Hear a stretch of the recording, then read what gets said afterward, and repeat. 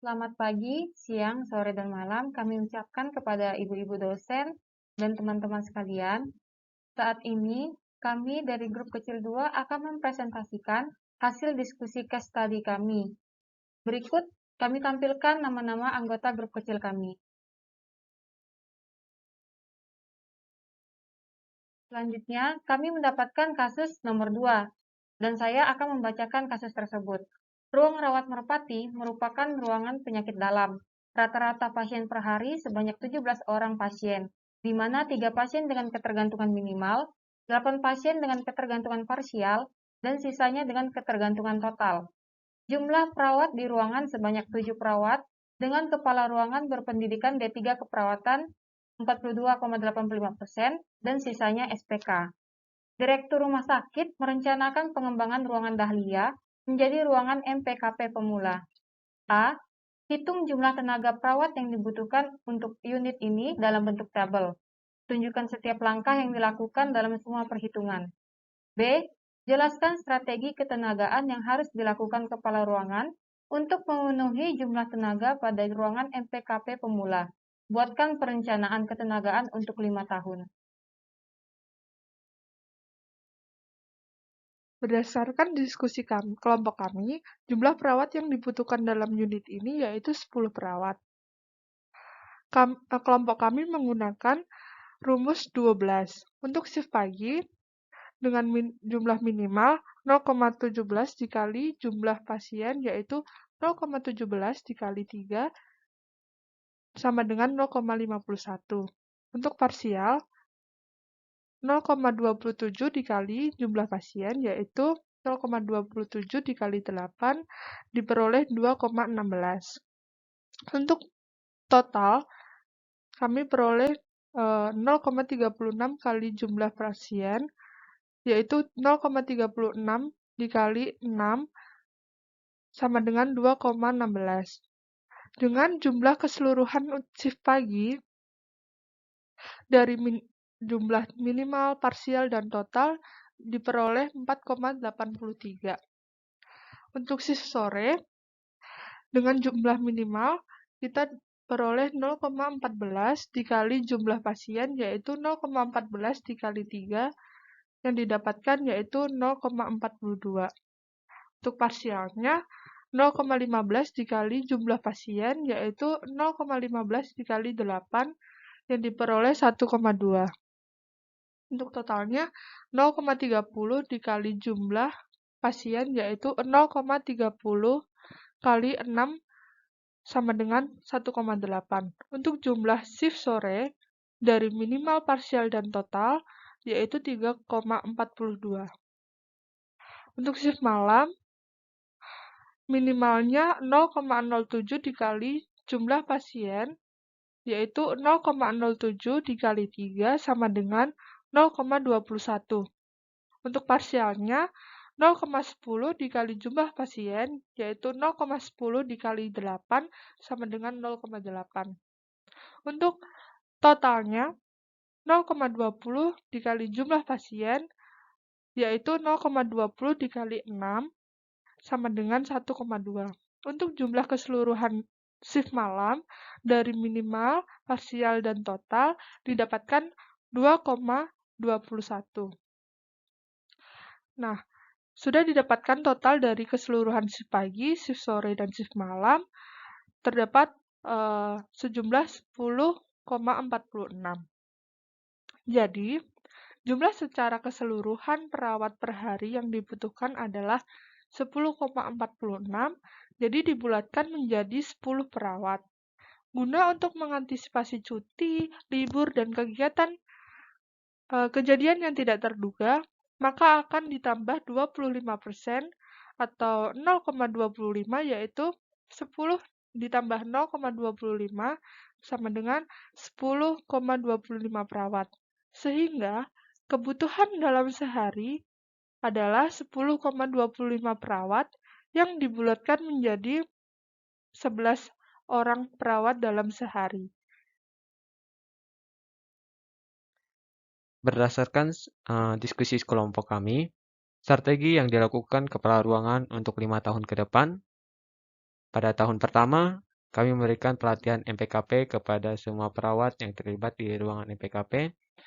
Yang kedua, memberikan bimbingan kepada perawat pemula dalam melakukan konferensi, di mana konferensi dilakukan setelah melakukan operan dinas sore atau malam, sesuai jadwal dinas perawat pemula.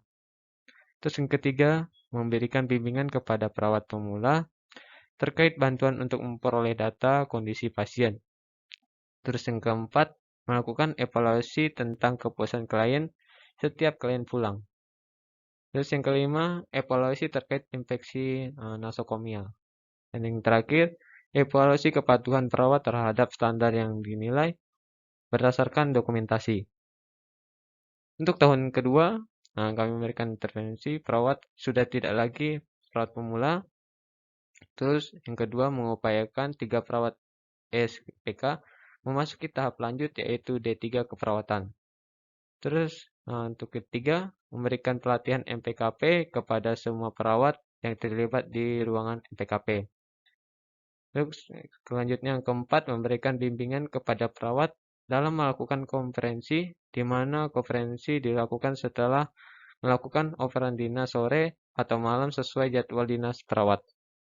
Terus yang selanjutnya, memberikan bimbingan kepada perawat terkait bantuan untuk memperoleh data kondisi pasien. Terus yang kelima, memberikan bimbingan kepada perawat dalam memanfaatkan standar rencana asuhan keperawatan.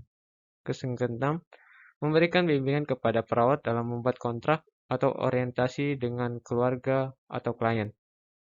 Terus yang ketujuh, memberikan evaluasi tentang kepuasan klien setiap klien pulang. Terus yang kedelapan, evaluasi terkait infeksi nosokomial. Terus yang terakhir, evaluasi kepatuhan perawat terhadap standar yang dinilai berdasarkan dokumentasi. Untuk pada tahun yang ketiga, kami mengupayakan 4 perawat D3 memasuki tahap selanjutnya yaitu profesi nurse dan 3 perawat S1 memasuki tahap selanjutnya yaitu S2 keperawatan. Untuk yang kedua, memberikan pelatihan MPKP kepada semua perawat yang terlibat di ruangan MPKP. Ketiga, memberikan bimbingan kepada perawat dalam melakukan konferensi di mana konferensi dilakukan setelah melakukan operan dinas sore atau malam sesuai dengan jadwal dinas perawat. Terus yang keempat, memberikan bimbingan kepada perawat terkait bantuan untuk memperoleh data kondisi pasien. Yang kelima, memberikan bimbingan kepada perawat dalam memanfaatkan standar rencana asuhan keperawatan.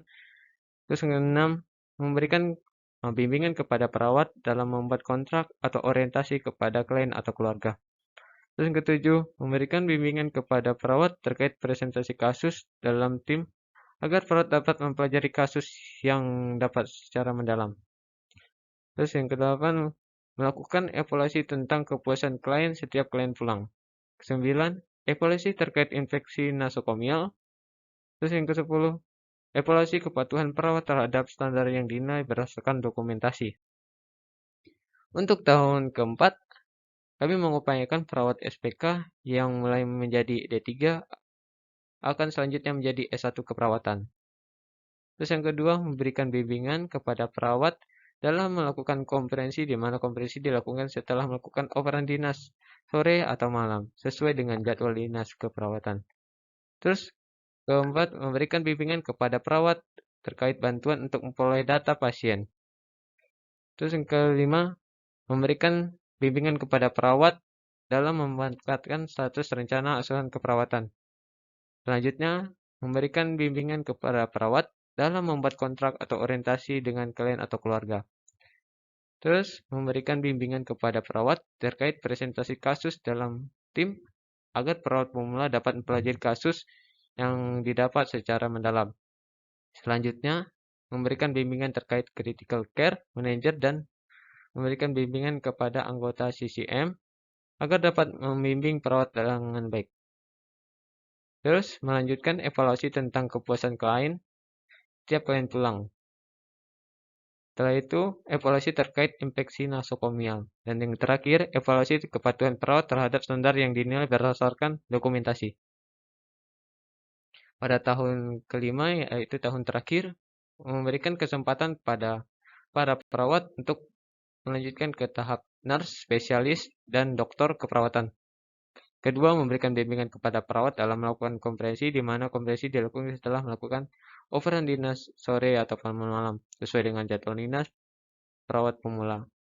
Ketiga, memberikan bimbingan kepada perawat terkait bantuan untuk memperoleh data kondisi pasien. Dan memberikan bimbingan kepada perawat dalam memanfaatkan standar rencana asuhan keperawatan. Yang terakhir, memberikan bimbingan kepada perawat dalam membuat kontrak atau orientasi dengan klien ataupun keluarga. Sekian dari presentasi kelompok kami. Terima kasih.